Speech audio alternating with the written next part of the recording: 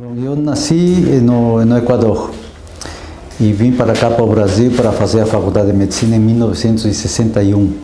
Fiz a PUC de São Paulo, que fica em Sorocaba. Eu me formei lá na PUC, retornei para o Equador um ano depois de ter feito cardiologia no Rio de Janeiro, no Aloísio de Castro e no Senhor das Vitórias, que era o Dr. Carvalho de Azevedo.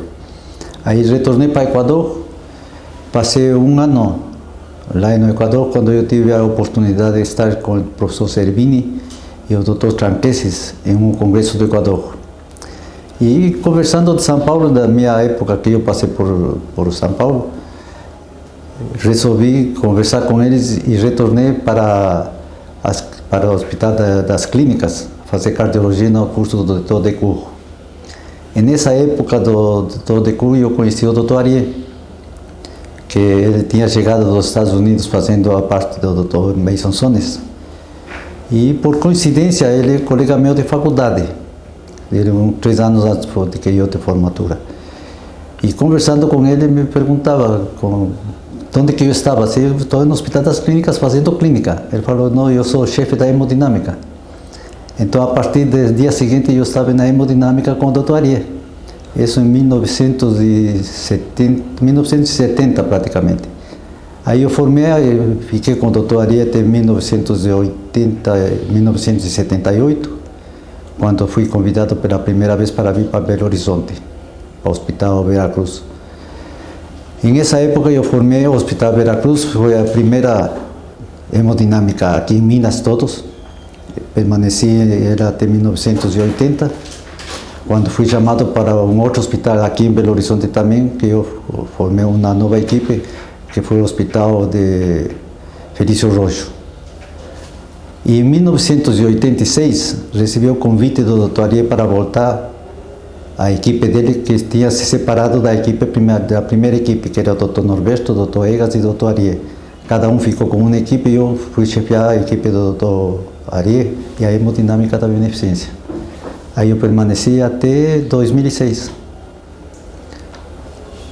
Aí em 2006 eu fui convidado para vir para cá, para o Hospital Luxemburgo, até agora.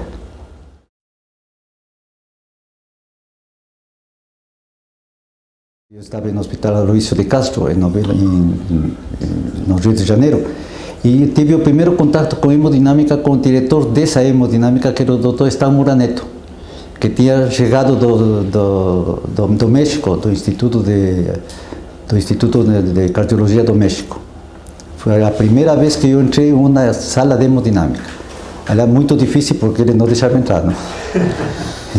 Depois disso que eu comecei a conhecer e tomar conhecimento do que era a hemodinâmica.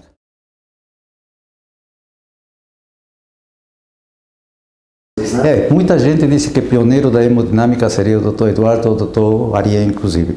Não, antes deles, ele já veio do México fazendo a parte de hemodinâmica, o Stan Murat. Só que os que vieram com o Dr. Arié eram dos Estados Unidos, então era um pouco mais amplo deles.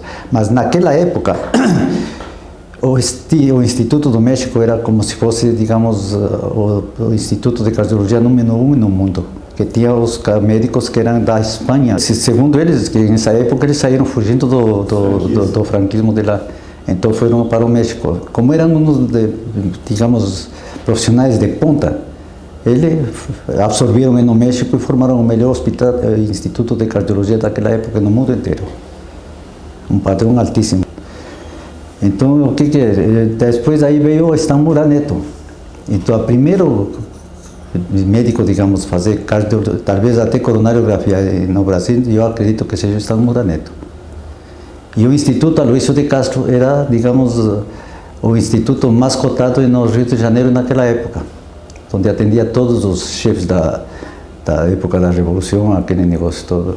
Tinha inclusive médicos de fora, tinha médicos de Espanha também lá. Então ele teve um desenvolvimento muito grande. Aliás, o Stan Muraneto defende isso, não? Ele falou, primeiro fui eu. A mesma técnica, porque a técnica de coronariografia realmente foi feita por Mason Sones mesmo.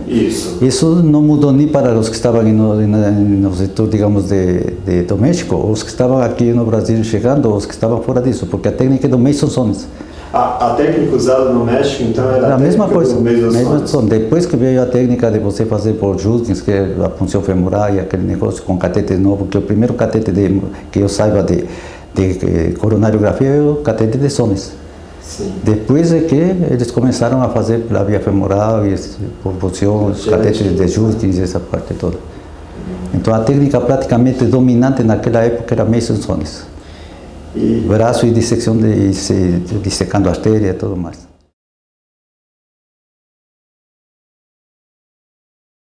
No Rio de Janeiro eu estava em 1967, não? Quando eu estava fazendo clínica. Eu não pensava fazer hemodinâmica, não. Só estava fazendo clínica. Depois que eu terminei clínica, eu fui para o Equador. Justamente para atender a parte que o ideal meu, digamos, que era voltar para o Equador levando as coisas que eu tinha aprendido aqui. Eu permaneci 1 ano no Equador, mas já não era a mesma coisa. Porque existe sempre uma rivalidade, quem sai e volta, sabe? Sim. E isso começou a fazer, apesar de eu conhecer os médicos que vieram fazer cirurgia cardíaca cá em Belo Horizonte, em São Paulo, mas já não tinha o mesmo relacionamento. E aí, com o convite que eu tive conversando com o Dr. Tranqueses principalmente, e o Dr. Servini, aí eu resolvi voltar. Primeiro porque eu conhecia alguns do Equador que já passaram pelo Brasil. E não tinha, digamos, não tinha muita simpatia de sair fazer nos Estados Unidos ou em alguma outra coisa. O que eu pensaria fazer seria talvez até no Instituto de México. Mas era um pouco mais difícil para a parte econômica, inclusive, tudo. E eu tinha um tipo de bolsa de estudos para vir para o Brasil, que foi dado nessa época, a presidência da República, que era de lá tinha as verbas de parte social. Aí, quando eu solicitei, fui aceito, digamos, praticamente em menos de 30 dias, e voltei já marcado para vir para São Paulo.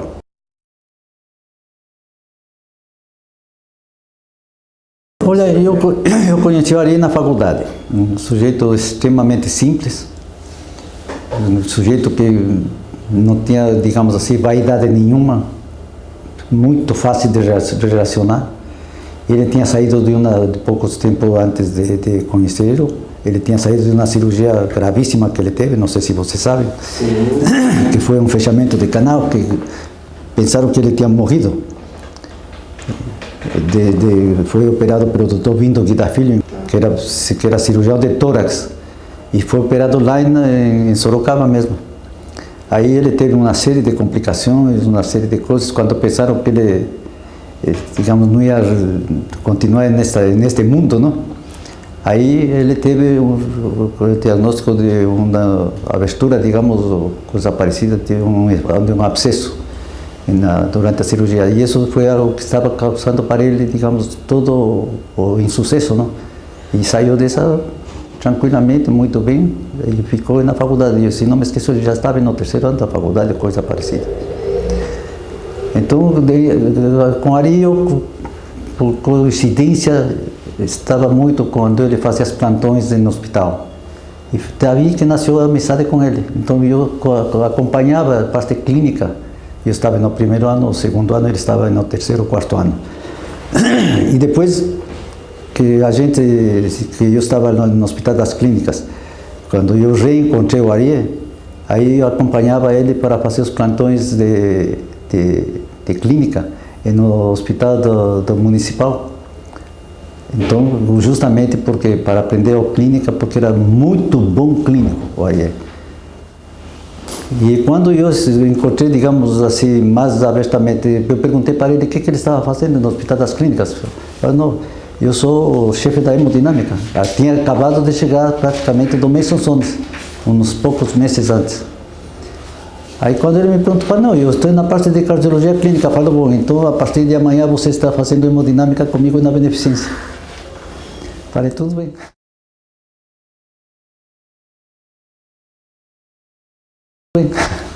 Aí eu fui para fazer hemodinâmica com a equipe do Ari na Beneficência, que era o Dr. Ari, Dr. Egas Armelin e o Dr. Norberto Esteban Galeano, que sim, um trio fantástico, não? Para mim, pelo menos, talvez o Norberto eu considere até hoje o melhor hemodinamicista que eu conheci na minha vida.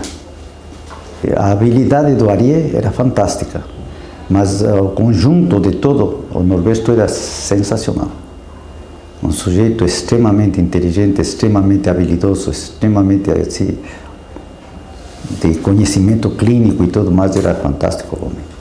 E o Dr. Egas, que era, digamos, que tinha chegado dos Estados Unidos, ele fazia clínica e fazia a parte de hemodinâmica também, depois fazia ecocardiografia, que ele foi trazer o primeiro aparelho de ecocardiografia do Brasil, chegou na Beneficência Portuguesa, trazida por ele da Clínica Maio. Aí acompanhei, eu já estava na equipe do Dr. Arié e acompanhava o Dr. Egas.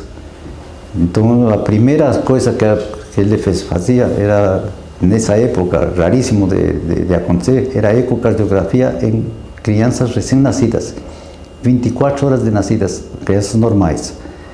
Então a gente pegava essas crianças na maternidade, descia para a eco, fazia a ecocardiografia e depois voltava para o berçário.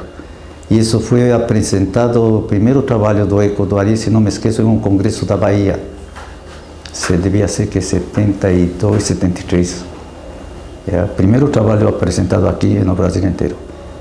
Se eu não me esqueço que a gente foi chamado Norberto para fazer um caso de infarto agudo em uma parturiente, digamos imediatamente depois, em pós-parto.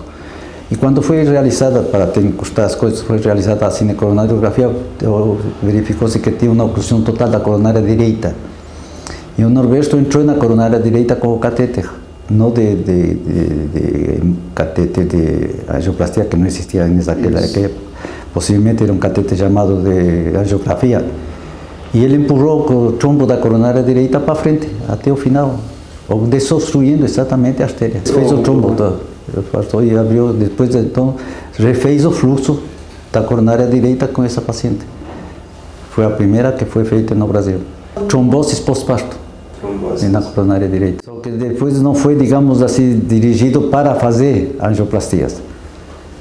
Que se isso teria sido em um país como os Estados Unidos, onde você tem empresas que podem fazer os materiais, cordas, idealizar alguma coisa a mais. Por exemplo, tem muita coisa que o Norberto pensava fazer. A parte, por exemplo, digamos, de stem recoberto com veia de pescoço de galinha, que foi o primeiro a fazer foi o Norberto.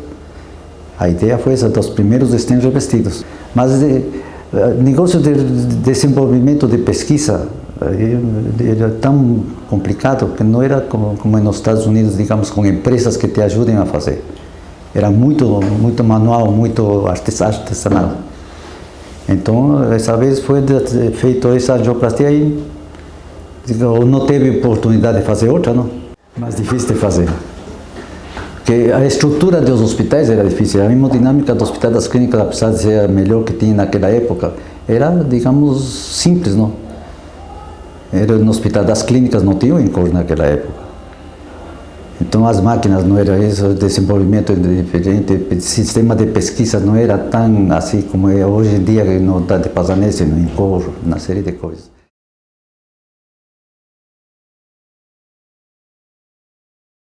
A gente tinha muito problema naquela época com o antigo Indepinampes. Então, o que a gente fazia? A gente viajava muito para o Rio de Janeiro para discutir as coisas. Por quê? Porque discutíamos todo o ambiente. Primeiro, o que era o grupo. Segundo, como é que eram passados os doentes para o grupo fazer. Porque não era como hoje que você tem uma guia e faz um cateterismo, tá certo? Nessa época você fazia a guia para cateterismo cardíaco, que é direito e esquerdo, para congênita separado doença por doença, separado se era com anestesista, sem anestesista, se era com coronária, sem coronária, se coronária era com aortografia ou sem aortografia, se era com periférico ou não, uma série de coisas. Então ele dificultava tremendamente o que? Era a parte financeira dos exames realizados. Então começou a ter uma série de problemas com o INPS. E o que aconteceu isso? Por isso que como eu estava no Conselho Deliberativo, que além de fazer parte do Conselho Deliberativo, era representante daqui de Minas. Então viajávamos muito para discutir com eles o que ia fazer daí para frente. Como é que iam ser dadas as guias de exame, quais eram os exames liberados, como iam ser liberados. Então se separou daí a formação de quais são os exames. Por exemplo, coronariografia era coronariografia, cateterismo era cateterismo, congênitas era congênitas. A partir daí que o INPS começou a pensar exatamente o que hoje, em definitiva, é hoje. Porque a partir dessa época que começou a definir o que é hemodinâmica para o INPS. Já começava a cirurgia, não? Então era complicado. E essas brigas, eram mais digamos, desentendimentos políticos ou econômicos do INPS, que era um grupo que como estava o Ari, eu era extremamente ligado com ele, com o grupo que começou, então fiz parte desse grupo para a definição dessas coisas durante muitos anos.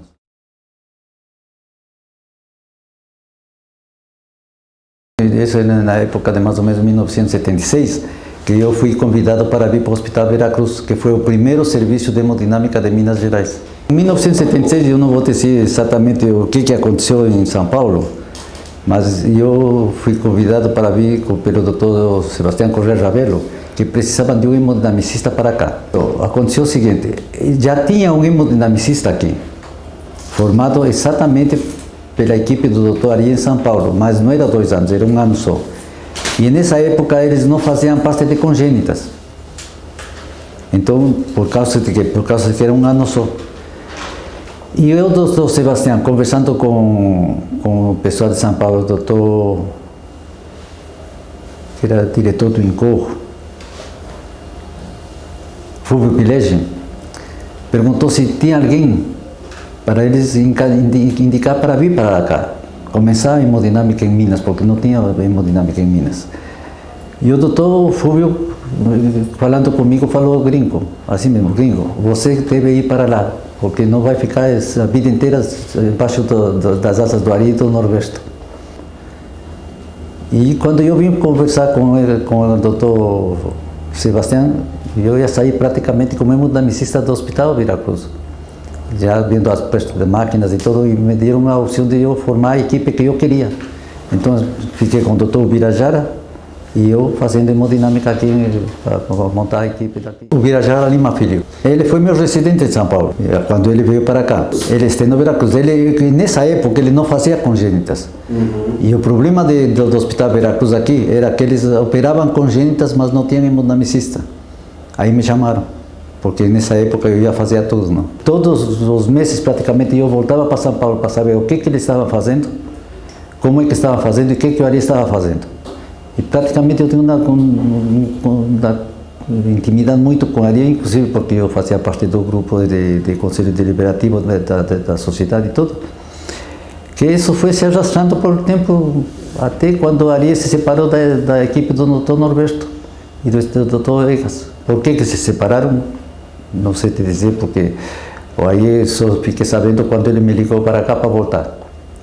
Ele só me ligou para voltar porque ele ia para os Estados Unidos naquela época, e aí era 1986, e eu já estava no Hospital Felício Roxo e não estava mais no Hospital Veracruz aqui. Era o segundo serviço que tinha Minas, no terceiro, porque tinha, e nessa época tinha vindo aquela que eu falei para você, do Dr. Antônio Luiz, que veio também de Belo Horizonte, esse de São Paulo, do Dante Passanese, para formar um grupo no Hospital Pronto-Cor daqui. Então ele formou o grupo do Pronto-Cor, eu formei o grupo do Felício Roxo e o Dr. Birajara ficou no grupo do Hospital Veracruz. Eram os 3 grupos que tinham naquela época, começaram a crescer aqui. 1 ano depois, nessa mesma época, Santa Casa. Então era um grupo praticamente de São Paulo, não? Formados em São Paulo. Mas pouca gente fazia hemodinâmica naquela época aqui. Pouco, porque quando eu comecei a trabalhar no Felício Roxo, logo depois eu já fui para São Paulo. Aí sim, eu já entrei na equipe do Ari, como chefe da equipe do Ari. Não sou chefe, eu era sócio do Ari. Então eu me dediquei exclusivamente para São Paulo.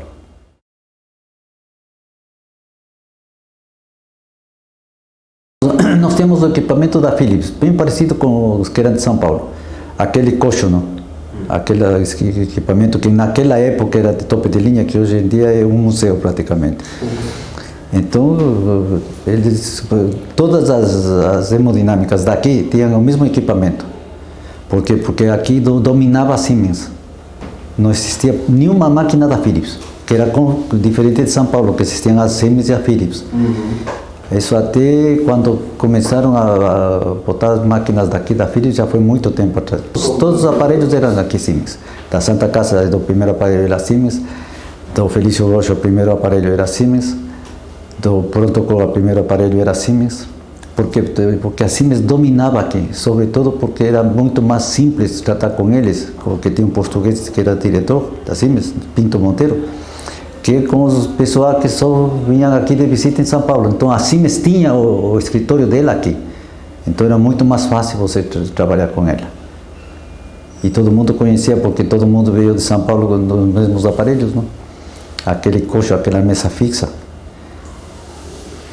Todo mundo começou com essas mesas. Tinha uma série de limitações, porque você trabalhava com um ecrã fixo. Então quem tinha que mexer era o paciente. Então era por isso que a gente chamava de coxo mesmo, porque era um tipo assim, não. Ele tinha duas conexões distais e ele balanceava da maneira que você precisava colocar um oblíquo à direita, um oblíquo à esquerda, para fazer algumas posições que hoje se faz com arco. Você tinha que sentar o doente, colocar um encosto para trás, uma série de dificuldades. Que todo mundo tem essas dificuldades, para nós nessa época era normal, muito boa. E essa qualidade de imagem era muito boa, porque as máquinas elas tinham uma força, digamos, os tubos dela eram muito raio-x, muito potente. Era muito ruim para o médico, não? Que tomava raio-x direto e reto. Mas para imagens era fantástica, e nós tínhamos muito contato com a Kodak, que é a que fornecia os filmes de 35 milímetros. Então eles fabricavam os filmes dependendo das informações que a gente passava. Dependia muito disso, não só do aparelho de raio-x, mas dos aparelhos reveladores. Revelava o filme e era analisado em um outro aparelho que chama Targar. Não é um aparelho que eu não sei de onde que era a fabricação, mas era como se fosse, digamos, um aparelho para uma tela botar o filme, como se fosse um filme, mas era um aparelho pequeno, digo, em distância desde o filme à pantalha, digamos, onde era passado o filme. E passava-se o filme como uma película comum de cinema. Em esse aparelho, em uma tela muito pequenininha, aí você parava, analisava, marcava fotografias. Essas fotografias era outro departamento dos que faziam os técnicos de fotografia para mandar para os clientes. Então, o que hoje sai, digamos, em um CD, saía exatamente em fotografia. Uma ampliação de imagem era muito difícil fazer em projeção desse Targar.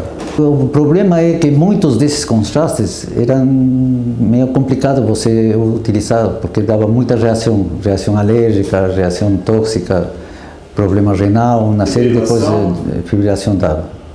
Alguns deles ocasionavam. Também dependia de como é que você injetava, quantidade que você injetava, uma série de coisas. Não era só do contraste. Às vezes podia ser até das seringas que você utilizava, uma série de coisas. Mas, obviamente, não eram, digamos, uns contrastes que tivessem facilidade de administrar. A parte de proteção para médicos não mudou muito. O avental de chumbo você não tinha, naquela época eu não me lembro de ter pelo menos aqui utilizado óculos trombíferos. Agora a parte de proteção de tireoide, parte de proteção de aventais de chumbo tinha. Com uma diferença, o avental de chumbo te protegia a parte da frente. Depois vieram aquelas de proteção de costas e frente. Depois veio a proteção diferente, um avental todo separado, saia e camisa, digamos.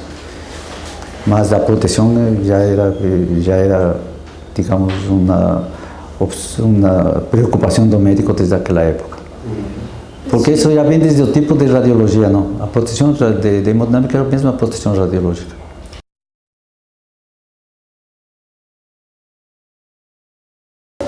Olha, a sociedade para a especialidade foi muito importante porque você tinha aí as normas para trabalhar, digamos, já era independente disso, já era uma sociedade instituída que você podia reclamar juridicamente, inclusive. Então já tinha um reforço diferente do que depender de uma cardiologia só. Que a cardiologia dependia do clínico, aí era mais complicado. Agora, como sociedade, você já é juridicamente muito mais reconhecida, você já pode intervir, você pode reclamar, você pode apresentar algumas coisas que para a parte jurídica, para a parte de governo e tudo mais. Antes você tinha que fazer via cardiologia. Porque a HCI, primeiro você conhece todo mundo que está lá dentro. Então a distância está em Belo Horizonte ou vou, não faz diferença não. Você que vai ficando mais calmo, digamos, de fazer as coisas. Hoje, por exemplo, eu não produzo mais do que eu produzi em São Paulo. Existe muita coisa. Mudou muito da formação dos médicos, mudou até hoje. Por quê? Porque não é mais um grupo pequeno que você pode controlar. Então já começa a crescer, digamos, para fora, uma série de coisas. Muito mais, você já não é o mesmo controle que você tem numa instituição de 30 com 5.000 membros lá dentro. Então já são opiniões diferentes. Agora, que mudou, porque o relacionamento é mais difícil você quando passa um número muito grande e começa a ter a briga, a disputa por cargos. Aí é disputa política, por cargos, por reclamações de instituições, de grupos que formam, por exemplo, os grupos da INPS, os grupos se separaram, naquela época era um só, então hoje você tem os grupos tipo Unimed, Amil, uma série de coisas que naquele tempo não tinha, não. Então era mais fácil você fazer. Mas hoje é uma disputa, digamos, mais política. Uns pensam de uma maneira, outros pensam de outra maneira. Uns brigam por um material, outros brigam por outro material. Aí depende a unidade disso daí. Então, naquela época era muito mais fácil você fazer as coisas, porque era uma coisa pequena. Você juntava uns 5, 6 de cada estado e você podia resolver o que era. Hoje não dá. Hoje você tem quantos? 5.000 e poucos médicos de hemodinâmica. Naquele tempo nós éramos 30.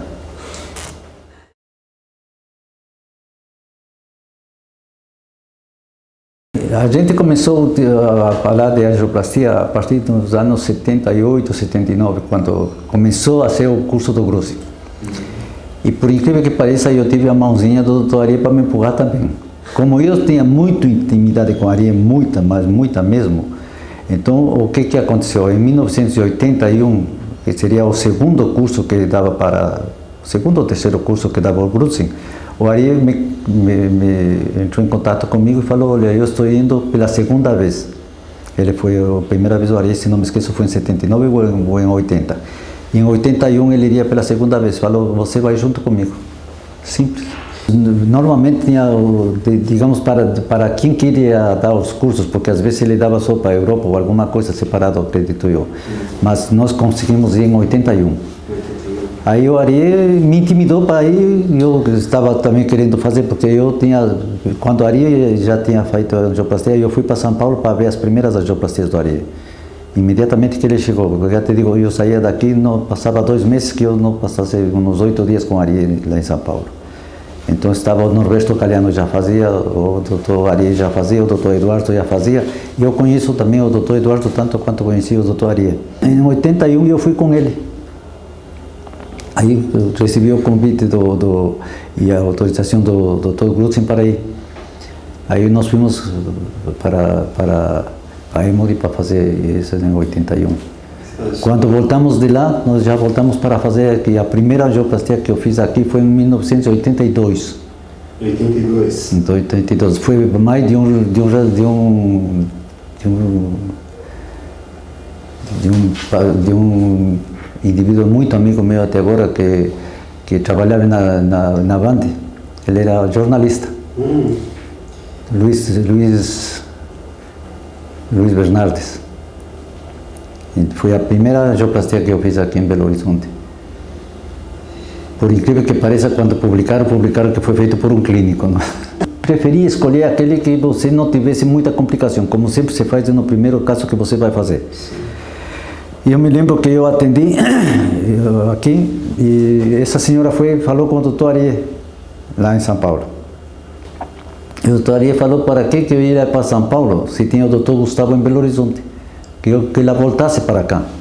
E o Luiz Carlos Bernardes, que é o jornalista da Band, que era o filho dela, voltou para cá para falar comigo. Aí eu tinha feito cateterismo, já vi o filme, já tinha mandado inclusive para analisar o Ari, porque naquela época era bom ter a opinião de gente mais experimentada, não? Aí quando ele me mandou de volta, eu realizei no hospital Felício Roxo a primeira angioplastia dessa paciente. A partir daí a gente começou já a fazer os casos, digamos, mais simples. Porque simples desde o ponto de vista técnico, como o ponto de vista de que você tinha que ter muita mais estrutura do que você tem hoje. Você dependia de um centro cirúrgico, você dependia de um CTI, você dependia do cirurgião estar presente, uma série de coisas. Não era como simplesmente hoje se faz todos os dias, não. A partir daí começamos a fazer. Agora, normalmente eu tinha sempre a opinião do Dr. Ariel quando comecei a fazer a angioplastia, dele e do Norberto. Então mandava o filme para São Paulo, o levava, analisava, discutia a técnica, discutia o material e voltava para fazer. Porque naquela época a gente trabalhava demais com a Ariel também. Então, por exemplo, os primeiros 100 mil casos que ele fez, eu participei praticamente disso, tenho o diploma deles. Então, você começar a contar as angioplastias, eu um dia desisti de contar, porque você vai contar 1, 2, se você falar, eu fiz 10, eu fiz 500, eu fiz 1000, todo mundo pensa que você não fez. E como eu era o único que eu fazia aqui em Belo Horizonte até 1986, mais de 1986, então, falei, não, fica feio você está contando o número, eu fiz 1, 2, 10, 20, não. Então, até um tempo você leva a conta quanto que dá, depois você já elimina isso.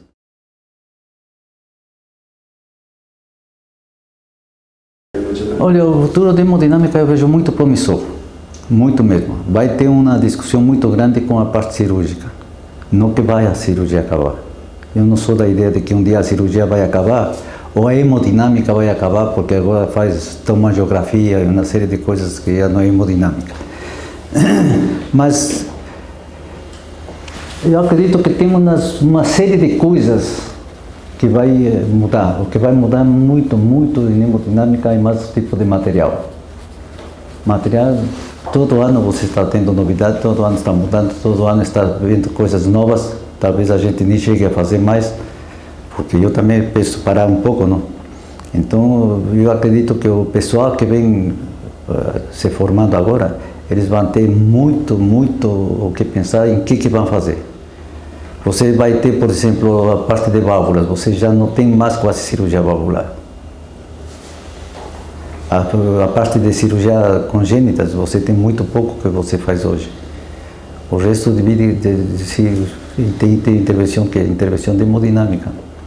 Essa parte de angioplastias, essa parte eu acredito que não vai mudar muita coisa, porque tecnicamente já chegou talvez ao topo de linha. Agora, o que vai mudar é material. O material tem que mudar. Porque esse negócio que você acha que a angioplastia veio para ser a coisa fantástica e definitiva, não foi.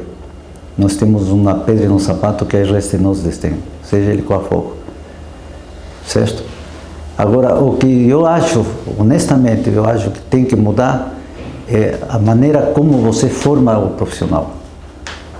Começar a formar o profissional desde o caráter, porque hoje não é o que era antes.